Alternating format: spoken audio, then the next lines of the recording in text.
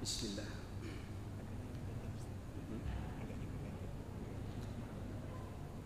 Bismillahirrahmanirrahim. Assalamualaikum warahmatullahi wabarakatuh.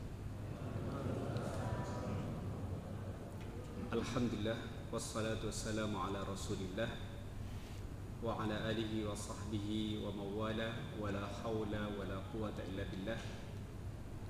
Ashhadu an la ilaha illallah wahdahu la syarika lah wa ashhadu anna sayyidana Muhammadan abduhu wa rasuluh. Allahumma salli wa sallim ala nabiyyina wa habibina wa qurrata a'yunina Muhammadin sallallahu alaihi wasallam wa ala alihi wa sahbihi ajma'in, amma ba'd. Jamaah salat subuh Masjid Baitul Haq yang dirahmati Allah Subhanahu wa taala, alhamdulillah kita pagi hari ini bersyukur kepada Allah Subhanahu wa taala atas nikmat hidup yang Allah tambahkan kepada kita hari ini. Dan lebih bersyukur lagi alhamdulillah karena pagi hari ini kita mulai dengan bersujud kepada Allah Subhanahu wa taala. Kemudian juga kita lanjutkan dengan majelis ilmu. Mudah-mudahan ini menjadi sebab kemuliaan kita nanti di akhirat. Jemaah sekalian yang dirahmati Allah Subhanahu wa taala, tema kita terkait dengan 4 sarana kesuksesan kita di dunia sampai nanti di akhirat.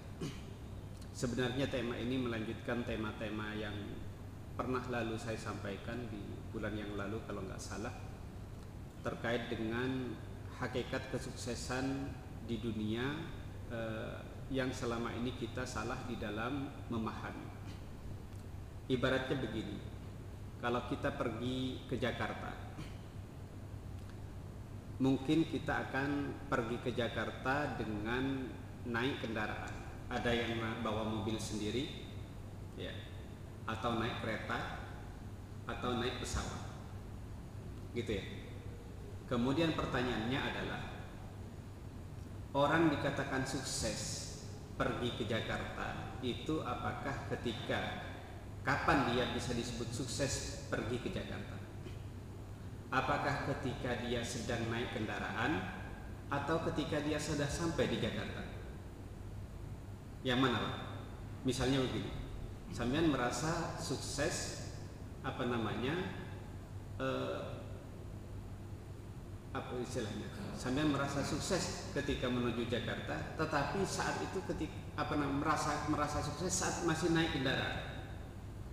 Ketika kita merasa bahwa kendaraan, wah saya sudah sukses nih sampai di Jakarta, padahal masih naik kendaraan. Saya sudah sukses karena saya naik pesawat, padahal dia masih belum sampai ke Jakarta. Saya sudah sukses karena saya naik kereta. Nah, apakah pertanyaannya adalah, apakah disebut sukses itu saat naik kendaraannya atau sudah sampai di Jakarta? Kita pasti akan menjawab bahwa sukses itu adalah ketika sampai di Jakarta. Demikian juga kita dalam kehidupan dunia kita. Definisi orang-orang sukses yang kita dengar selama ini adalah orang-orang yang mempunyai kelebihan dalam hal urusan dunia. Padahal urusan dunia itu adalah baru perantara atau sarana menuju kesuksesan. Misalnya tadi Ustadz imam di dalam membaca Al-Quran, kita sebut misalnya dalam surat Al-Baqarah itu disebutkan terkait dengan makna sukses di dalam surat Al-Baqarah. Apa yang disebut tadi? Wa minhum may yaqulu rabbana atina fid dunya wa ma lahu fil akhirati min khalaq. Dan di antara mereka ada yang berkata, rabbana atina fid dunya, ya Allah karuniakan kepada kami di dunia, tetapi tidak ada hasanahnya di ayat yang pertama ya. Wa minhum may yaqulu rabbana atina fid dunya wa ma lahu fil akhirati min khalaq. Ya Allah berikan aku di dunia, tetapi mereka yang mendapatkan berdoa supaya diberikan di dunia ini tidak ada bagiannya nanti di akhirat. Tetapi ada yang berdoa juga dengan doa yang berbeda.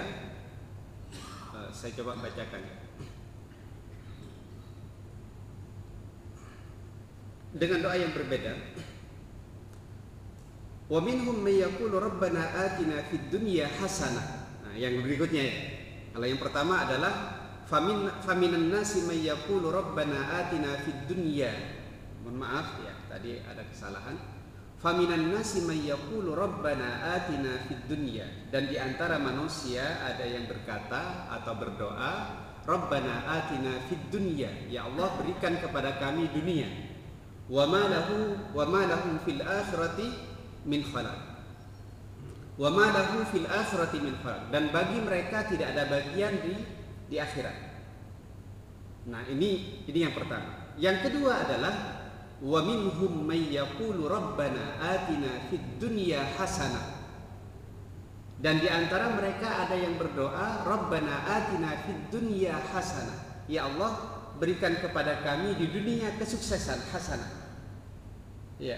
Wa ma lahum fil akhirat lanjutan bukan ini. Wa fil akhirati hasanah wa qina adzabannar. Dan sebagaimana doa-doa yang kita baca gitu kan. Nah, apa bedanya? Yang pertama tidak ada hasanahnya. Sehingga orang hanya meminta urusan dunianya. Kenapa? Karena ukuran sukses mereka adalah dunia. Maka kita sering kali mendapatkan makna ini dari pandangan orang-orang barat. Kalau sambil misalnya kita lihat di YouTube, sukses itu adalah ketika sudah punya kendaraan, punya omset yang sangat besar, baru kita disebut sukses.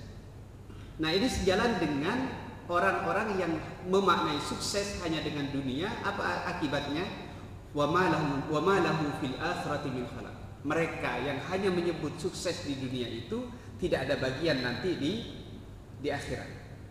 Tetapi kalau orang yang suksesnya adalah hasanah, kebaikan di dunia, nah nanti makna kebaikannya sudah pernah saya sampaikan dulu di dalam surat Al-Mulk. Allah berfirman, huwallazi khalaqal mauta wal hayata liyabluwakum ayyukum ahsanu amala. Kita kan berdoa, rabbana atina fid dunya hasanah. Ya Allah, berikan kepada kami di dunia hasanah. Ya.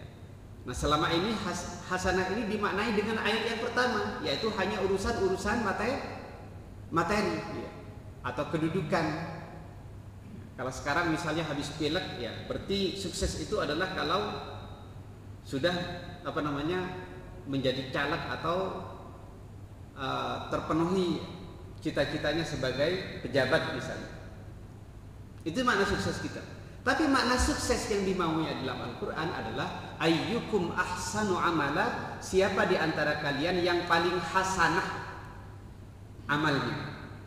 Jadi sukses bagi orang muslim adalah ketika dia sudah berbuah amal. Maka ketika saya ilustrasikan tadi, orang sukses berangkat ke Jakarta bukan saat dia menaiki kendaraan, tetapi kalau sudah sampai kendaraan ini mampu menyampaikan kepada tujuan, yaitu ke Jakarta. Maka nanti kita akan melihat bahwa sukses yang kita kira selama ini itu adalah sukses baru kendaraannya, belum sampai kepada tujuannya. Maka oleh Allah Subhanahu wa taala kita diberikan 4 sarana, 4 kendaraan agar kita mencapai hasanah di dunia. Nah, ini yang penting-penting menjadi kita pembahasan pokok pentingnya pada pagi hari ini. Apa saja 4 kendaraan ini? Yang pertama adalah apa kira-kira, Pak? Yang pertama, sarana yang menjadikan kita bisa beramal, bisa beribadah kepada Allah Subhanahu wa taala.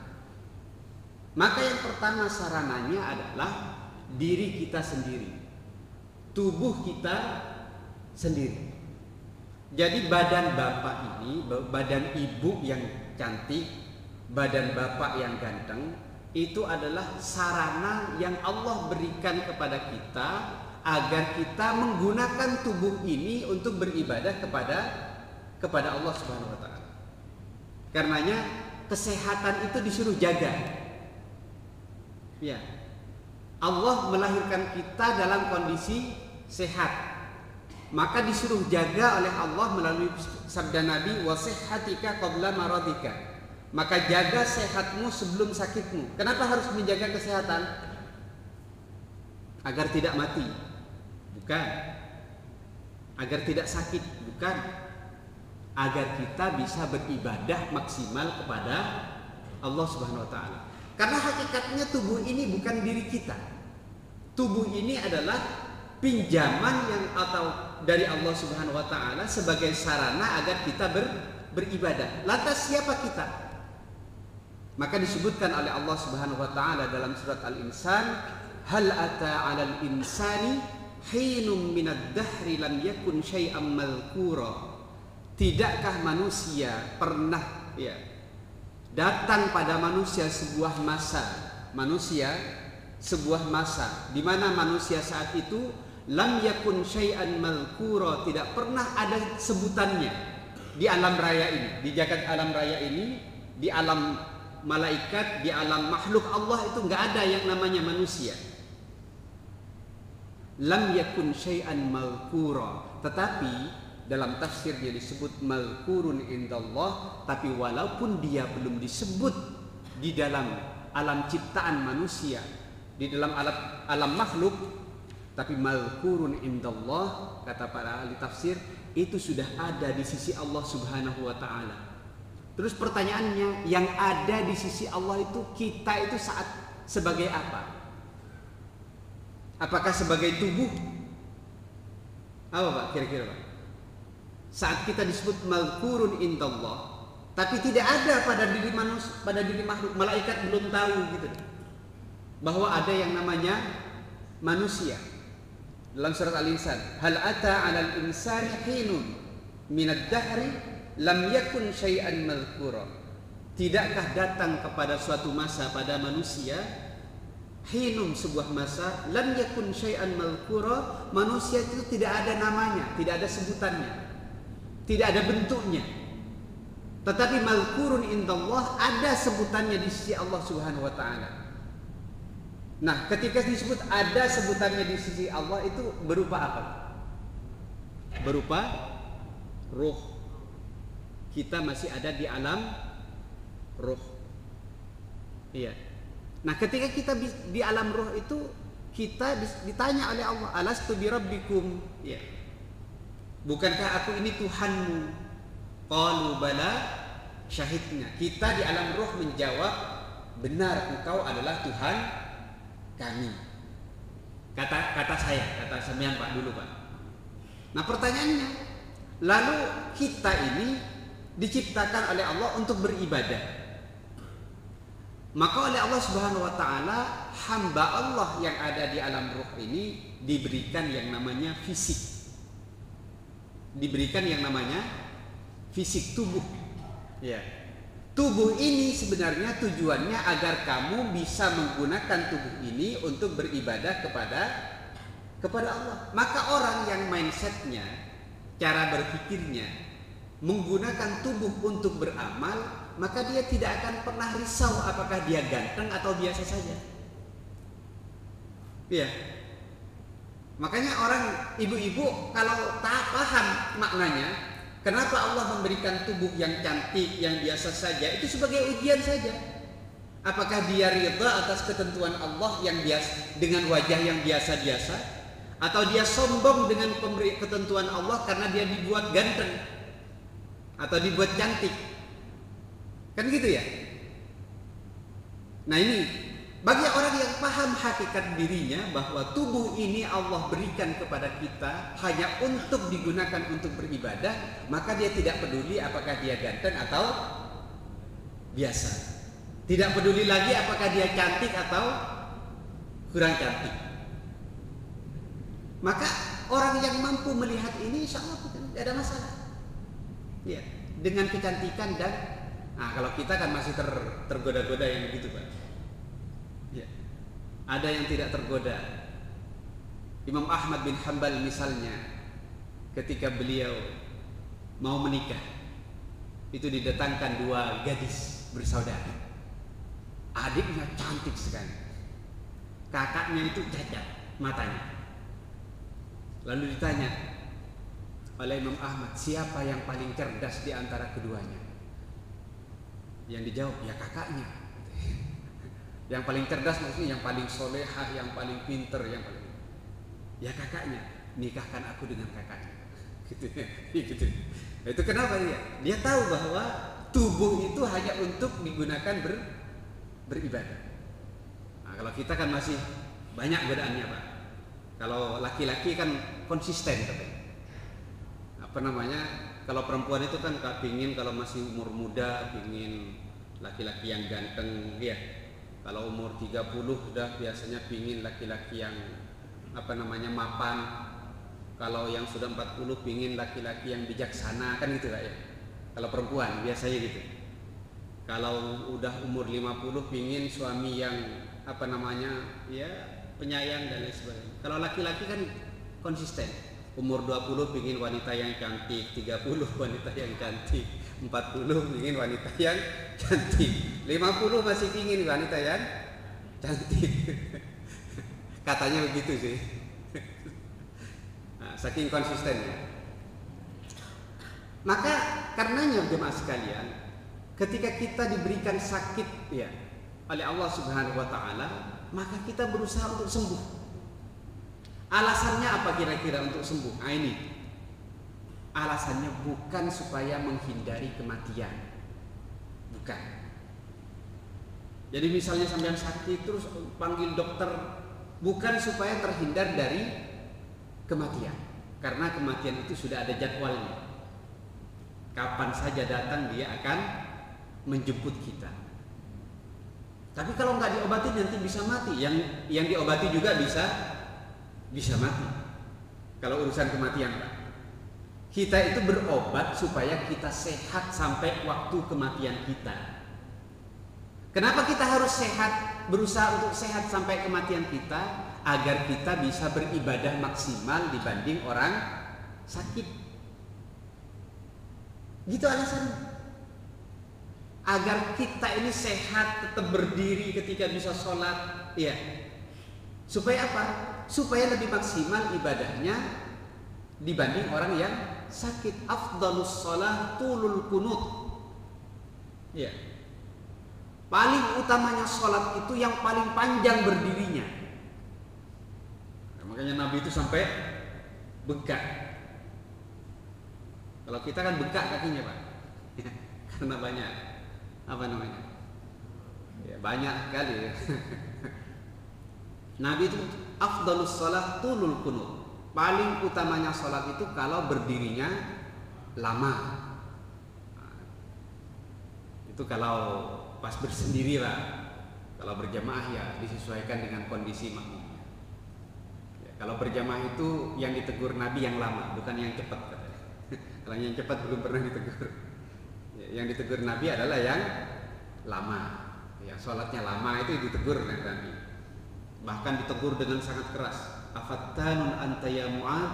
Apakah kamu akan menjadi tukang fitnah wahai Mu'ad? Gitu. Kenapa? Karena sholatnya kelamaan, lama. Sampai yang sepuh-sepuh apa namanya protes. Insya Allah di sini nggak lama. Kalau cuma satu halaman nggak lama. Nah, maka kita menjaga kesehatan itu adalah supaya yang sehat lebih produktif ibadahnya dibanding yang sakit. Maka sering saya ulang adalah kisahnya Nabi Ayub alaihissalam. Itu mengeluh ya kepada Allah Subhanahu wa taala karena sakit. Tapi mengeluhnya bukan seperti mengeluhnya kita sakit gitu, enggak. Mengeluhnya karena tidak bisa beraktivitas. Tidak bisa berdakwah, tidak bisa beribadah. Iya, anni massaniyad durru wa anta arhamur rahimin. Ya Allah, aku mengalami kesusahan. Kesusahan ya Allah. Tidak bisa beraktivitas, berdakwah, berkegiatan gitu ya. Wa anta arhamur rahimin. Engkau lah Zat yang Maha Pengasih dan Maha yang memberikan rahmat. Itu alasan yang pertama. Jadi fasilitas sarana yang pertama untuk beribadah adalah tubuh. Maka ibu-ibu santai saja.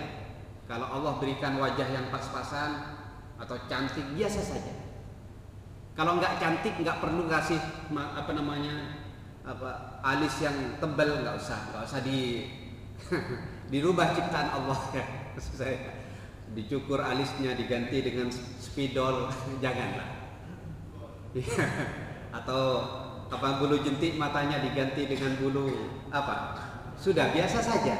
Tubuh ini hanya untuk digunakan beribadah, dikasih fasilitas itu. Makanya godaannya perempuan adalah memanjakan tubuh, bukan untuk beribadah, tapi untuk bersaing dengan sesama wanita. Iya kan? Dengan berpoles itu kan hanya untuk menyaingi temannya. Mana yang lebih cantik, mana yang lebih gitu. Nah, kita begitu kan, jemaah sekalian. Maka kita berangkat nge-gym misalnya begitu ya, atau badminton, atau olahraga pagi. Maka alasannya harus jelas, supaya sehat badannya. Kenapa sehat? Supaya bisa digunakan untuk beramal ibadah. Saat kita sudah bisa beramal, maka itulah yang disebut fid dunya hasanah. Kita di dunia telah sukses menggunakan tubuh ini untuk beramal. Bukan saat kita punya tubuh. Kalau sekedar punya tubuh lalu mengatakan sukses, tubuh sehat, belum. Sukses itu ketika tubuh sehat ini berbuah dan amal kebaikan. Sama, sukses itu adalah ketika kendaraan itu mengantarkan kepada